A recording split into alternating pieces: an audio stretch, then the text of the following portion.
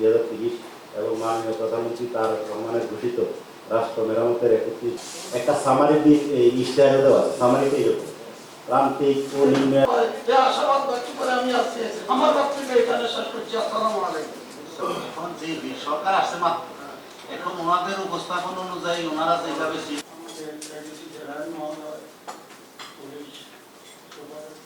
সংযোগ স্থাপন, নিরাপদ কার্গো সেবা নিশ্চিতকরণ, হয়রানিমুক্ত যাত্রী সহনশীলতা ও জাতীয় ঐক্যমত্য বিএনপির পররাষ্ট্রনীতির মূল।